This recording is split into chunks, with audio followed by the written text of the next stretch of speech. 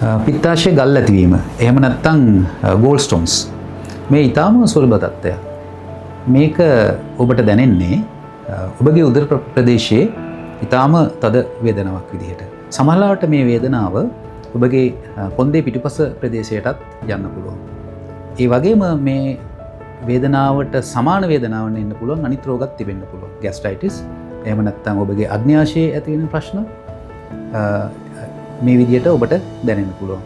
පිත්තාශයේ ගල් ඇතිවීම අපි ඉතා වැදගත් රෝගයක් විදිහට සලකන්නේ. මේ මූලික අවධියේදී ප්‍රතිකාර කර ගැනීමෙන් කොම්ප්ලිකේෂන්ස් එහෙම නැත්නම් සංකූලතා ඇතිවීම වළක්වා ගන්න පුළුවන්. මොනවද සංකූලතා? ඒ කියන්නේ ඔබගේ පිත්තාශය පැසීමක් ඇති වෙන්න පුළුවන්. එහෙම නැත්නම් අවසාන අවධියේදී පිත්තාශයේ නරක වෙලා ටුප්‍රායාමක් සිද්ධ වෙන්න පුළුවන්.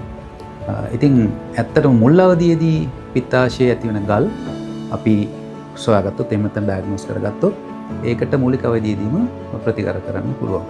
ඉතින් ඔබට නිතර බඩ පිපීම ඇති වෙනවා නම් ඒ වගේම දකුණු පස උඩ කොටසේ නිතර තද වේදනාවක් නැති වෙනවා නම් ඔබ කළ යුත්තේ වෛද්‍යවරයෙක් හමු වී මූලික පරීක්ෂණ සිදු කර ගැනීමයි. එෙහිදී ඉතා කුඩා බ්ලඩ් ටෙස්ට් ප්‍රමාණයක් තියෙනවා. ඒ වගේම අල්ට්‍රසවුන්ඩ් ස්කෑන් එහෙම නැත්නම් ජෙලි ස්කෑන් එකක් කරපුවාම අපිට පුළුවන් බලා ගන්න ඔබගේ පිත්තාශය ගල් ඇති වෙලා තියෙනවද කියලා.